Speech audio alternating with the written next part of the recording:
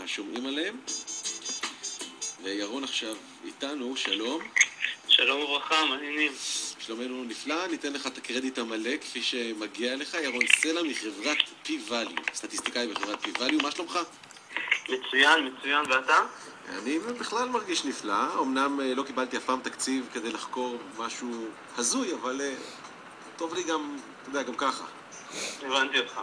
אז תשמע, כנראה שיש כמה אנשים די משועממים ברחבי הגלובוס שמעניינים אותם תחומים מאוד הזויים, והם מקבלים פרסים על זה, פרס שנקרא איג נובל, שהוא ככה סוג של פרודיה על הפרס המפורסם, פרס נובל, שלא מזמן גם אנחנו, פרופסור דן שכטמן, קיבל פרס כזה. כן.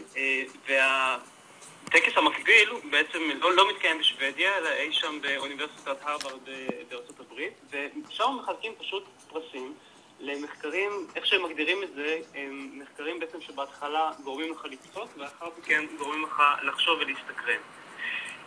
וככה לאורך השנים... או בשפה פחות מנומסת ויפה, למחקרים באמת הכי טיפשיים והכי הזויים שיש. חבל על הזמן, אני חייב להגיד לך סיפור אישי, כשהכנתי את הפינה הזאת אתמול, אני פשוט קראתי את כל המחקרים שלאורך 20 השנים האחרונות נכנסו לתוך האיג נובל, ופשוט לא עשיתי צחוק, פשוט ככה. וחייבים אבל לציין שלרוב, לא תמיד, אבל לרוב החוקרים משתפים פעולה ומגיעים לקבל את הפרס. נכון, עכשיו אתה יודע, זה סוג של פדיחה, כי מי שקוראים לו לפרס נובל אמיתי הוא רץ לשם בריצה, מי שקוראים לו לפרס כזה קצת מפדח אומר, אוקיי, אני השקעתי קצת זמן, הרבה כסף והרבה מחשבה, ועכשיו בעצם נותנים לי תווית של פרס, של מחקר לא כל כך אידיאלי וקצת מטופש. בסופו של דבר זה תלוי באישיות של הבן אדם, עד כמה הומור יש בו. משהו כזה. עכשיו, חשוב להגיד שגם מקבלי פרסי נובל האמיתיים מגיעים לשם לפעמים, כדי ככה... להעניק את הפרסים. משהו כזה, להעניק את הפרסים לחבר'ה האחרים. אוקיי, אז בוא תן לנו סקירה קצרה. אז תראה, יש הרבה מחקרים, לקחתי כמה באמת שהם יותר הזויים ומצחיקים. נתחיל בראשון, פרופסור רוברט מתיוס הבריטי קיבל בשנת 96 על מחקר שבדק, שים לב, למה פרוסת לחם שמרוחה בחמה נופלת דווקא על הצד שמרוח בחמה כשהיא נופלת מהיד. חשבת על זה פעם? חשבתי זה הרבה, דווקא זה לא כל כך טיפשי בעיניי. מדוע? לא יודע, אני מניח שזה משקל, לא יודע.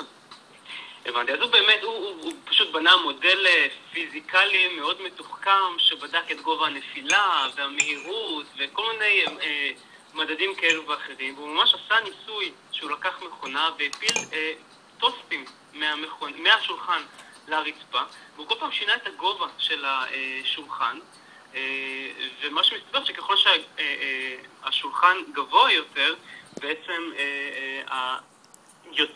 פחות טוסטים, נופלים על הצד שמרוח בחמה. והוא לא השאיר אותנו רק עם הממצא המעניין הזה, אלא הוא גם נתן לנו טיפים איך להימנע מזה. זה חשוב לדעת, כדי שלא יהיה בל תשחית, אתה יודע. יפה. אז מה, אז איך נמנעים מזה? אז תשמע, יש שני טריקים. הטריק הראשון זה פשוט לעזור לפרוסה ליפול. במילים אחרות, לדחוף אותה כלפי מטה, בכוח, ואז בעצם ככל שהיא פחות זמן באוויר, יש פחות סיכוי שהיא תסתובב לצד של החמה, ותיפול על הצד הלא מתאים. אוקיי. האפשרות השנייה היא פשוט למרוח את החמאה בצורה כזאת שתיצור איזשהו שקע בפרוסה, ואז באופן יותר טבעי מבחינה פיזיקלית הלחם ייפול על הצד הכמור, על הצד שלא מרוח עליו חימה. בסדר, אוקיי, אז הנה נדע איך להיזהר ולא להפיל את פרוסת הלחם על הצד המרוח. עוד מחקר, כן, מעניין? עוד מחקר בתחום התזונה, אם אנחנו כבר אוכלים, אז מסתבר שיש בחור יפני בשם יושירו נקמאסו, משהו כזה, שהוא תיעד במשך 34 שנים את כל הארוכות שהוא אכל. וואו. כן, כן. הוא ישב וכתב פשוט כל מה שנכנס לפה. והוא קיבל על זה פרס איג נובל לתזונה, על בן אדם שממש משקיע בתזונה שלו ובוחן כל מה שהוא מכניס לפה. זה דבר נוסף. עוד דבר מעניין זה צוות חוקרים שאוסף של לוויתנים. עכשיו, למה הדבר הזה חשוב? האמת שזה לא כל כך טיפשי כמו שזה נשמע, כי בעצם כל מיני מחלות, מאז ומתמיד, הופצו על ידי בעלי חיים. שומעים על שפעת העופות וכל מיני מחלות כאלה נכון. שמופצות על ידי בעלי חיים. ויש כנראה חשיבות גם כמובן למה שמגיע מהים, לבדוק בעצם מחלות של כל מיני דגים כאלו ואחרים. עכשיו, מסתבר שזו פרוצדורה לא פשוטה בכלל לאסוף דגימות של לוויתנים, אתה יודע, זו חיה ענקית. ורק להתקרב לשם עם סירה ולהושיט איזשהו מקל. אבל מישהו השקיע ועשה את זה. נכון, מישהו השקיע ובנה פחות ממסוק קטן שאף לתוך הנחיריים של הלוויתן ופשוט מחכה שהוא יתעטש כדי לאסוף את אותה דגימה. טוב, אוקיי, בוא נדבר על מה עושים כשלא שומעים את אזעקת החירום. זה פרס עדכני, ממש לפני חודשיים, באיג נובל האחרון, וקבוצת חוקרים יפנים פיתחה אזעקה, שבמקום להשמיע צפצוף מעצבן כזה, כמו שכולנו מכירים, כשיש אזעקת אש למשל, האזעקה מפיצה ריח חזק של חומר שנקרא וואסאבי, זה איזשהו חומר מאכל. כן. ובעצם כשזה קורה, אז גם האנשים, קודם כל, כבדי שמיעה, שלא יכולים לשמוע אזעקות באופן שגרתי, הם יכולים להיות מוזהרים במצב כזה.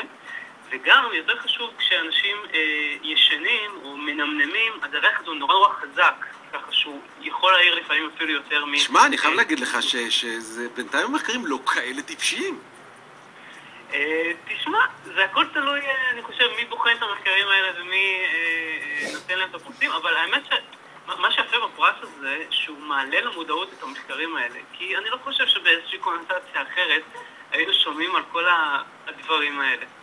אז נכון שהם לא כל כך טיפשים, אבל אתה יודע מה, אולי נסיים עם עוד איזשהו מחקר מוזר במיוחד, פרס נובל לשלום.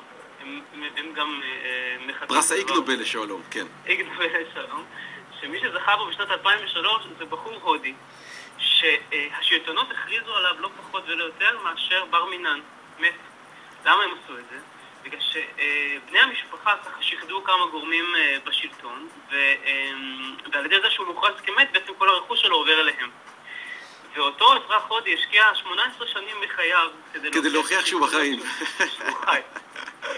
עכשיו מסתבר שיש קבוצה גדולה של אנשים כאלה, מין חיים מתים, שמוכרזים כמתים בשביל אותה העברת רכוש, והוא הצליח להעלות למודעות את הבעיה הזאת בהודו. ולכן הוא קיבל פרס איג נובל לשלום. נכון. תן לי עוד מחקר אחד לסיום שקשור לחניות. אז עוד פרס איג נובל לשלום הוא ענק לאיזושהי מדינה בצפון אירופה, שראש העיר של אחד הערים, שם עיר הבירה, בעצם החליט להילחם בבעיות החנייה על ידי דריסת המכוניות באמצעות טנק משוריין, לא פחות.